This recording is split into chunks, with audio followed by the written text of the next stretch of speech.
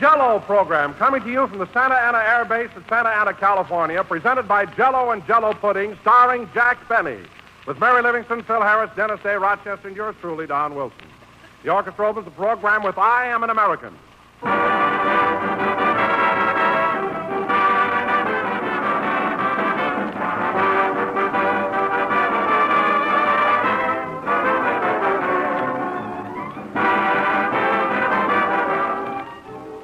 Sugar rationing, friends, affects all of us. It affects you, your grocer, the folks who make Jell-O, every one of us. And all of us are doing our best to meet the situation, and we're going to make this sugar rationing plan a success. Next time you go to the store, if you find that there's not a full assortment of Jell-O and Jell-O pudding flavors to choose from, don't blame your grocer. It may have been impossible recently for him to obtain a complete range of Jell-O and Jell-O pudding flavors as usual. Of course, he'll continue to have a good supply of both these popular Jell-O desserts on his shelves. But he may not be able to offer you all the flavors all the time. So take this into consideration when you buy. If the particular flavor you want isn't available, try another. Perhaps one that you haven't tried recently. They're all swell. But buy only for your present needs. In this way, there should be enough for everybody. Let's cooperate so that everyone can enjoy these two grand desserts, Jell-O and Jell-O puddings.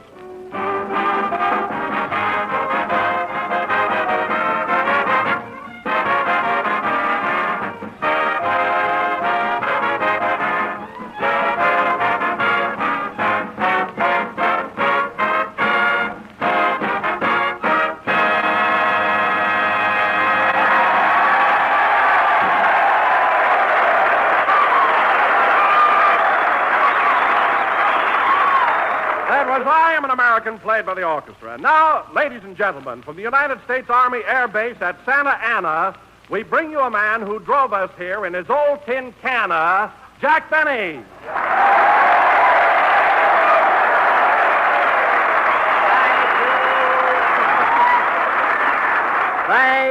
Thank you. Hello again. This is Jack Benny talking. And Don,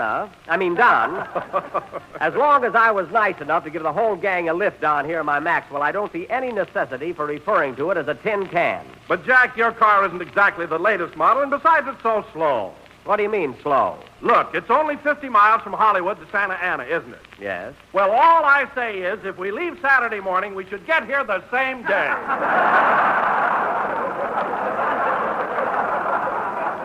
All right, what's the big rush? We took our time and we saw beautiful scenery. Well, I guess you're right, Jack. Wasn't such a bad trip after all. You're darn tootin'. And incidentally, I'd like to pay my share of the gas. The gas? No, Don, forget it. But, Jack, I wouldn't think of imposing. Now, how much was it? Well, Don, let's not talk about it. No, let's not talk about it, please. But, Jack, I insist. How much do I owe you? Well, that would come to about... No, Don. Forget it. Say. Now, Jack Benny, I demand that you let me pay my share of the gas. Here's a $20 bill. Thanks. Well, Don, it sure is great broadcasting here. Wait a minute. Don't I get any change? Change? Oh, yes, pardon me. Your share of the expenses, Don, comes to $1.15, including... Including what? Insurance. You had full protection from the Randall Motor Club. I'll get your change. Wait till I open my purse.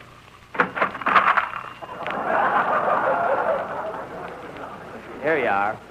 Well, as I was saying, Don, it sure is great broadcasting for all these Army men. Yes, Jack, I'm getting a big kick out of it. Me too. Well, look who's here, the sweetheart of the Air Force. Keep 'em sighing, that's my motto.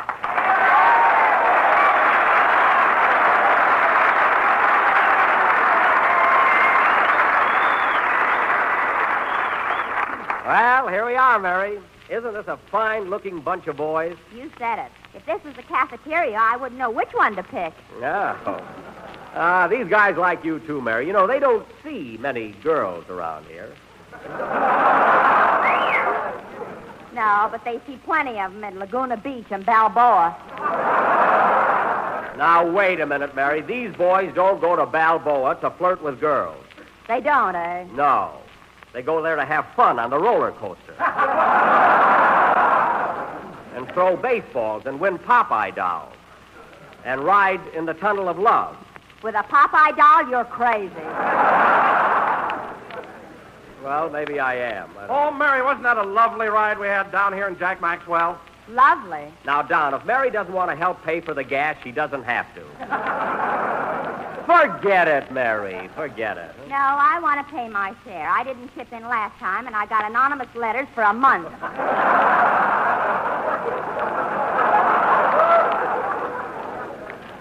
Anonymous? I wonder who could have... Oh, yes. Anyway, Mary, you don't have to pay the $1.15 for this trip. Oh, I'll pay it. Where else can I ride 24 hours so cheap? Well, we would have made it much sooner, Mary, if it hadn't been for that bridge out. And that's another thing. Why did you make us all get out of the car and look for your bridge?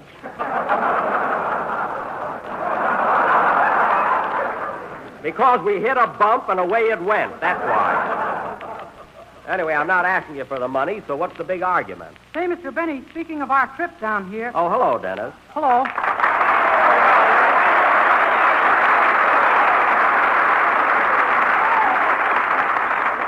Well, that's quite a hand you got there. Yeah. Say, Mr. Benny, speaking of our trip down here... How do you feel, kid? Oh, all right. I thought I had the mumps early in the week, but it turned out to be a tennis ball.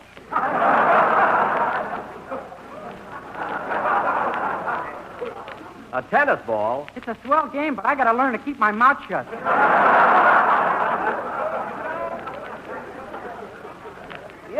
Yes, that would help, you know. Say, Mr. Benny, speaking of our trip down here... Yeah? I'd like to pay my share of the expenses. Well, why didn't you say so? You owe me $1 even, Dennis. Okay, here it is. Wait a minute, Jack. How come Dennis pays only $1 and you had Mary and me down for $1.15? There was a 15-cent reward. Dennis found my bridge.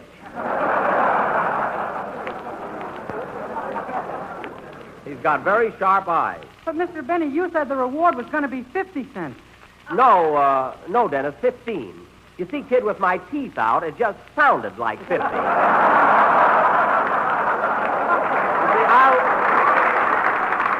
I'll show you, Dennis. Look. 50, 15. You see, they're exactly alike. Oh, put your bridge back in. I was just proving something. Hiya, Jackson. Don't worry, fellas. The show'll start rolling now.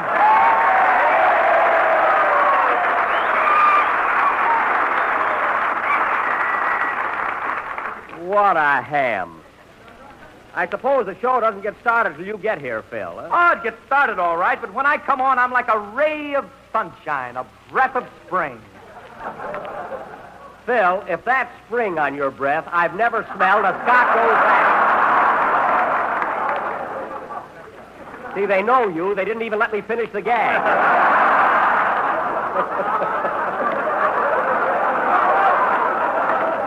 Oh, brother, do they know you? Where were you anyway, Phil? Well, I stopped in at the 302 Club to say hello. To say hello? Yeah, my Aunt Sophie's the bouncer in there. What? Aunt her own, no, Aunt. The next time she slugs me, I'm going to defend myself. Well, I don't blame you. Say, Don, go ahead and ask Phil, will you? Ask him what? You know, about the Axwell maid. Oh, yes. Say, Phil, wasn't that a lovely ride we had down here in Jack's car? Yeah, it was all right. Wonderful scenery, too. Oh, Phil, you remember that beautiful orange grove we passed with that gas station right in the middle of it? Oh, yeah, that reminds me, Jackson. How much do I owe you? Forget it, Phil. Forget it. For heaven's sake. Okay. Say, Mary, ain't this a wonderful layout they got here at the air base? It sure is. Colonel Robertson drove me all over in a Jeep. You know, I've always wanted to ride in one of them things. I'll bet it's a lot of fun. Say, $1.15 isn't going to make me or break me. Forget it, Phil. Forget it. Will you? I did already. Forget it. Let's get on with the program. Okay. Now, Dennis, I think it's about time for your... I can't stand a chiseler. Dennis, I think it's about time for your song, so go ahead and entertain the boys. Yes, sir. I'll get a band leader next year that pays off, believe me. Far will with me, the cares of the day fade away, like the ship we watch at sea. When you're with me, each flower bursts into bloom, like the rose you gave to me. But when you're gone, the hours are over. And so, my love, I pray there may come a day there'll be more than just memories when you're with me. But when you're gone, the hours are all so long, they seem to reach into eternity.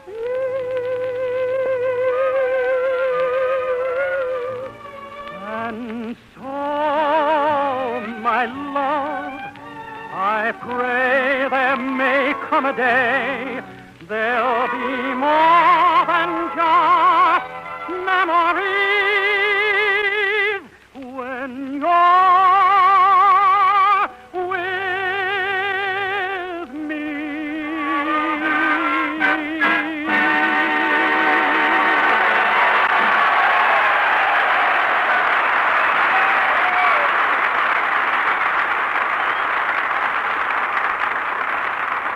Yes, sir, that old double C. That was When You're With Me by Harry Glick and Jimmy Lambert, sung by Dennis Day. Very good, Dennis.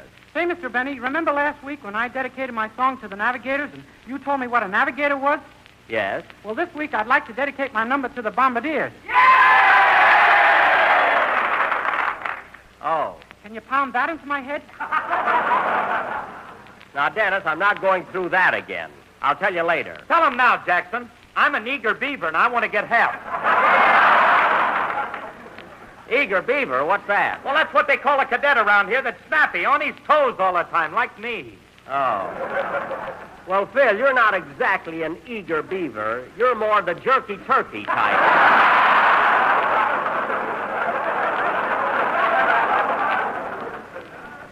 Whatever that means. However, fellows, if you want to know what a bombardier is, here goes. Okay. Now, pay attention, Dennis Day. Do you want to be a dope all your life? Quiet. Now, the bombardier, fellas, sits in the glass-enclosed nose of the ship. And when the navigator advises him they are nearing the target, he starts regulating his bomb sight. This delicate instrument represents the optimum in mechanical precision and coordination. Oh, I get it. Good. Is it risque?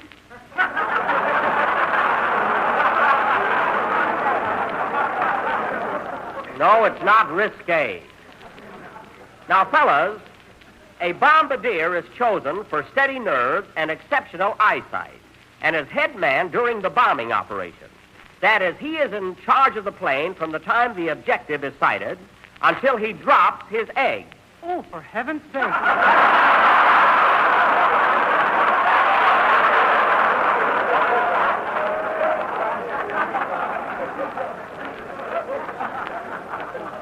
Dennis, they're not really eggs, they're bombs. Oh, once the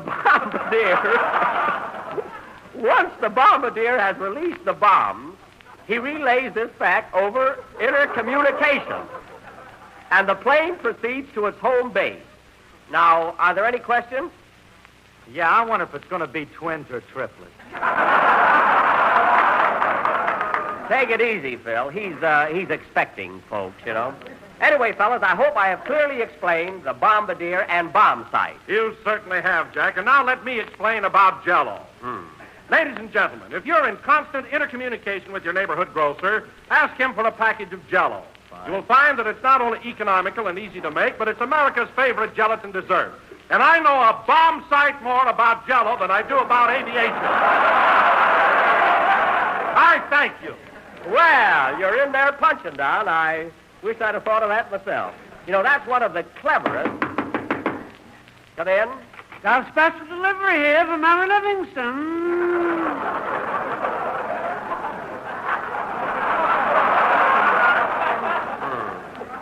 I'll take it. Here you are, Mary. Got a sign for it, you know, government regulation.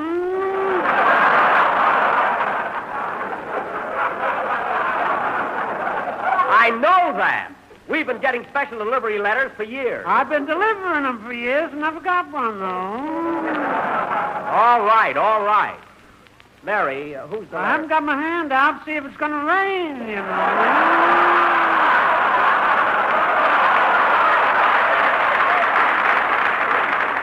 Oh, yes, the tip. Here you are. Oh, boy, a nickel. Now I can buy a half of a Saturday Evening Post. Get out of here. I think a nickel was poison or something. Oh, Jack, this is the cutest letter. It's from that handsome navigator I met at Mather's Field last Sunday. Oh, Hutchison, eh? Yeah, I call him Hutch. Listen to this. My dear Miss Livingston, or may I call you Doll? Gee, he went right past Popeye, didn't he? Get this, Jack. Just a line to thank you for the big box of homemade fudge you sent me. I've often had it with nuts, but this is the only time I ever found bolts in it.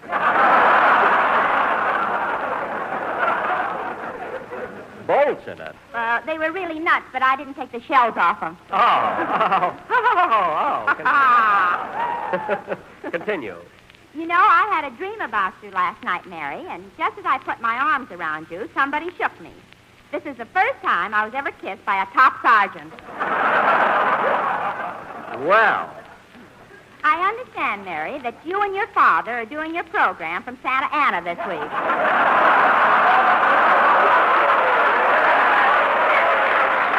Wait a minute. Did you tell that guy I was your father? No, he classified you himself. I'm prematurely gray, and he thinks I'm your father. Well, my father's prematurely gray, and he's younger than you are. All right. Younger than you are. Never mind. Finish the letter. Anyhow, Mary, watch out for the cadets at Santa Ana.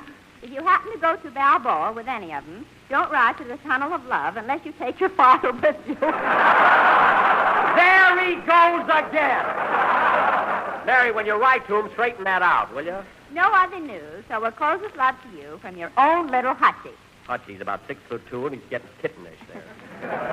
P.S. If you send me another box of that fudge, I'm going to keep it till I fly over Tokyo. That'll do the trick. Hey, that guy writes a pretty good letter, but you know, Mary, I don't think you should be making fudge when everybody's trying to conserve sugar. Sugar? Oh, that's what I forgot to put in it.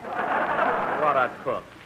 And now, ladies and gentlemen, this being I Am an American Day, as a special attraction, we're going to offer a musical salute to, Pardon me, I'll take it.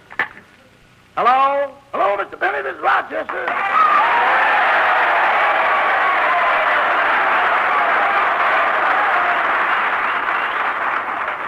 Oh, hello, Rochester. What do you want? Boss, I told you we should have never taken that boat of yours along on this trip. He's crazy.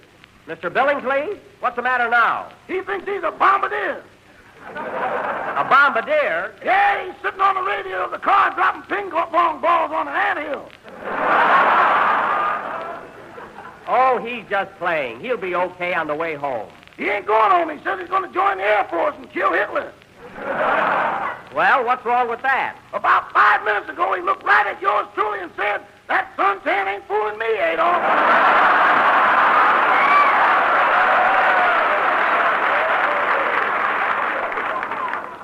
Oh, my goodness. I don't even resemble the man.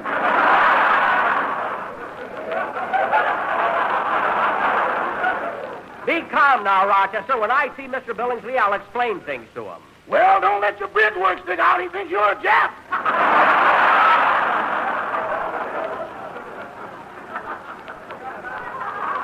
Well, look, Rochester, Mr. Billingsley won't hurt you. He's harmless, so don't worry. Who's worrying? Did you ever notice the wing spread on my razor?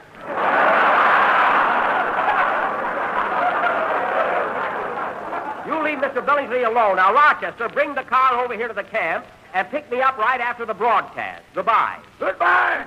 Oh, Oh, say, boss, Now what? I got bad news for you. I wasn't able to get that blowout fixed. You couldn't fix the blowout? Well, how are we going to drive home? It's all set. We got 3 tires and a hoop snake. Well, that might work. So long.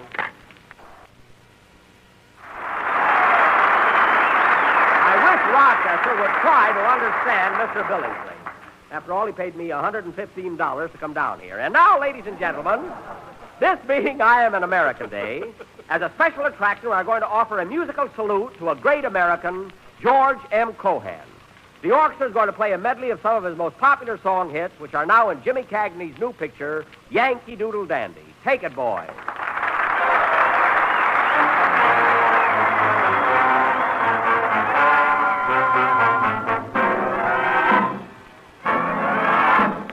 I'm a Yankee Doodle Dandy, a Yankee Doodle do or die.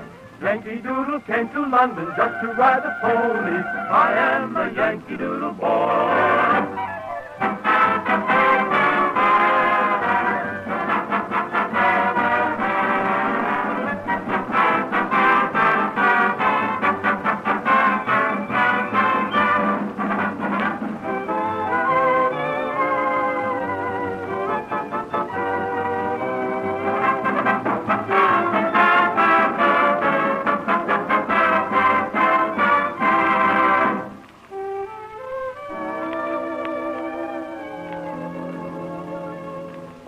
It was Mary, Mary, plain as any name can be, but with propriety, society, we'll say Marie. But it was Mary, Mary, long before the fashions came, and there is something there that sounds so square, it's a grand old name. You're a grand old flag, you're a high-flying flag, and forever on high may you wave. You're the emblem of the land I love, the home of the free and the brave.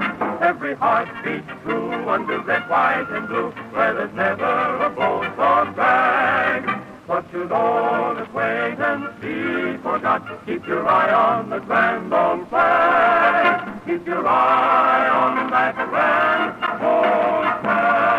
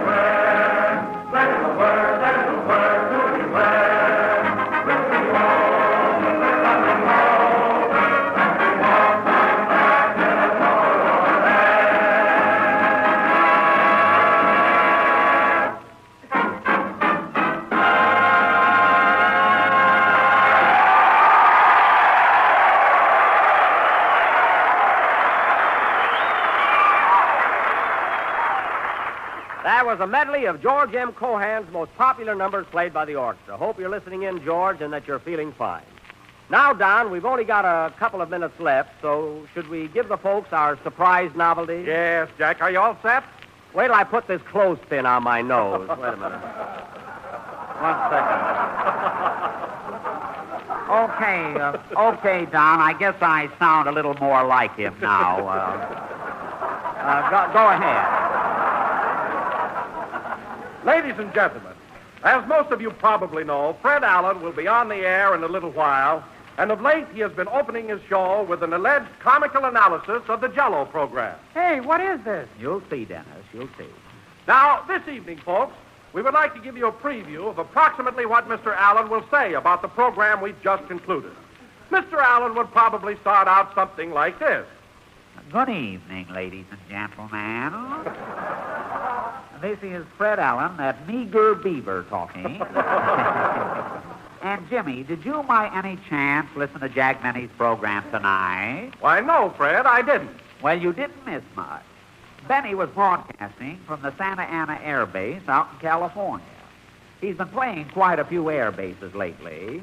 That's because they've been giving him free oxygen for his flat lungs.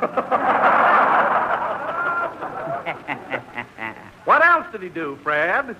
Well, it seems that Benny drove his whole gang down from Hollywood in that old Maxwell of his and made them each pay for the ride. That's like putting a nickel in a jukebox to hear a raspberry. Oh, Mr. Allen, will you stop running down Jack? Porty, you stay out of it. And then, Jimmy, Mary read a letter that she got from a boyfriend at Mather Field.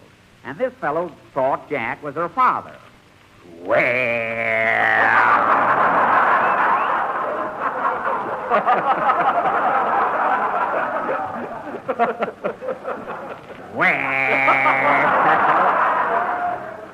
You can't blame the boy for thinking Jack Benny is that old. After all, the only reason George Washington stood up on the boat when he was crossing the Delaware was because Benny made his pants too tight.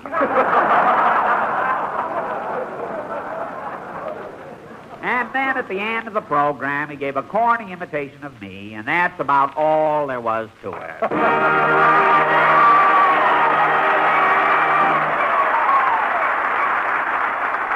There you are, ladies and gentlemen, a preview of what Fred Allen will say about Jack Benny.